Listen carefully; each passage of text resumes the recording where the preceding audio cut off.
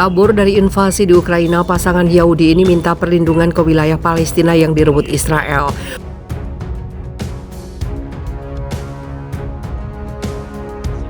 Why do we need United at Solar? Why are not like European government stepping in or the Israeli government? And the answer is very simple. Moldova isn't part of the EU. Moldova doesn't get any EU support. Red Cross is not here. So if we don't do it for United at Solar, nobody will be doing it.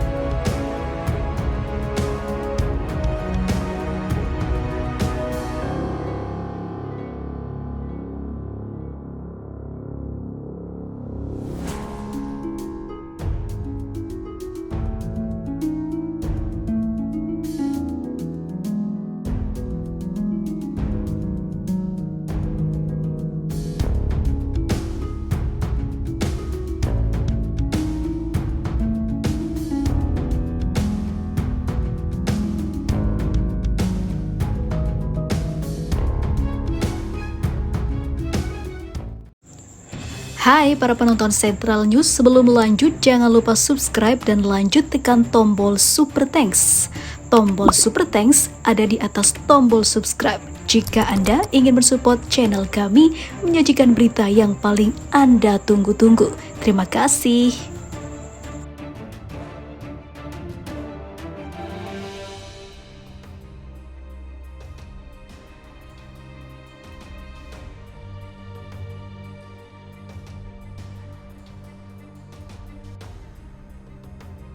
Pecah tangis pasangan ini yang kabur dari Ukraina menghindari perang, namun hal yang kontroversial adalah pasangan ini malah kabur ke Palestina dengan mencari perlindungan di tanah yang sedang diperebutkan oleh Israel.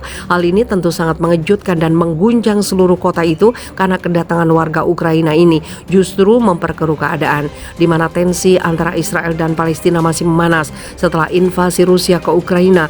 Olena dan Edward German, pasangan Yahudi dari Kharkiv, menemukan perlindungan di sebuah pemukiman di tepi barat Palestina yang diduduki Israel.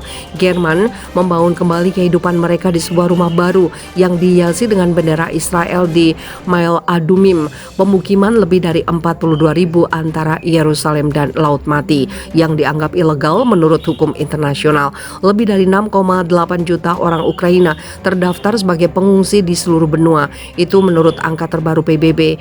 Israel diketahui telah menyambut lebih dari 30.000 orang Ukraina, termasuk 12.000 orang Yahudi yang membuat aliyah atau berimigrasi di bawah hukum pengembalian yang menawarkan kewarganegaraan otomatis kepada orang-orang dengan akar Yahudi.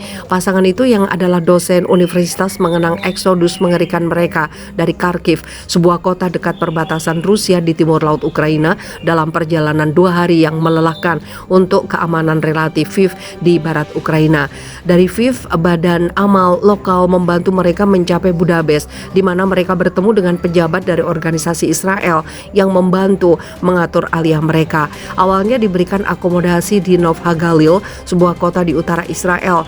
Keluarga tersebut bertekad untuk menetap di Yudea dan Samaria, istilah Yahudi Alkitabiah, untuk tepi barat dan mulai mencari tempat tinggal di pemukiman. Kehidupan di tepi barat tidak lama setelah invasi Rusia. Dewan Yesa, organisasi payung yang mewakili 475.000 orang Israel di tepi barat, adalah salah satu kelompok Israel yang mengirim tim ke negara perbatasan, kemudian Ukraina, di mana mereka menyediakan layanan konseling dan mendistribusikan bantuan.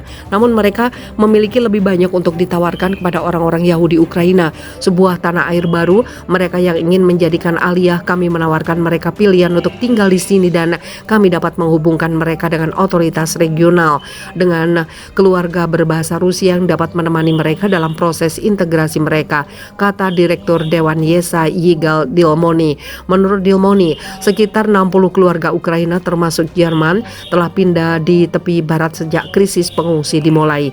Dari diduduki menjadi penduduk bagi banyak orang Israel. Tepi barat adalah tanah leluhur orang-orang Yahudi yang direbut dari Yordania dalam Perang Timur Tengah 1967. Tapi masyarakat internasional melihat kontrol Israel atas wilayah itu dan pemukiman yang dibangunnya di sana sebagai ilegal dan hambatan bagi kemungkinan kesepakatan damai dengan Palestina. Awal tahun ini, Presiden Palestina Mahmud Abbas menyatakan keprihatinannya bahwa orang-orang Yahudi Ukraina akan melarikan diri dari perang untuk bergabung dengan ekspatriat ekspatriat lain dari bekas Uni Soviet di pemukiman. Dia juga menuduh Barat menerapkan standar ganda atas sanksi yang dikenakan pada Rusia tetapi tidak pada Israel atas invasinya ke tepi barat.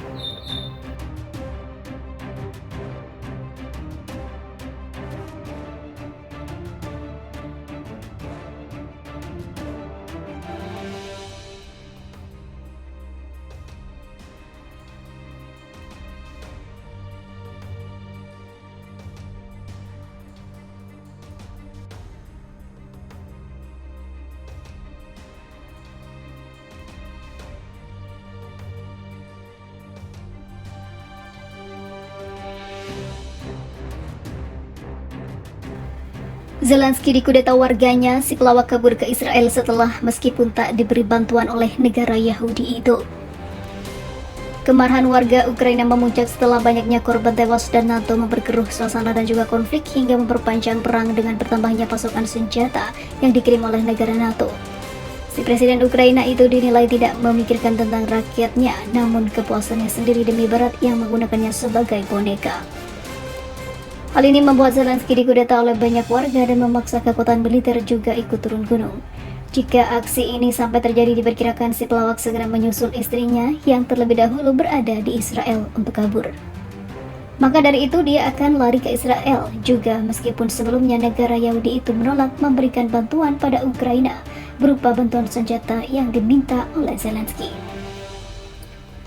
Sebelumnya, Presiden Ukraina Volodymyr Zelensky mempertanyakan Israel yang tak memberikan bantuan sistem pertahanan rudal ke negaranya atau memberi sanksi kepada Rusia terkait invasi.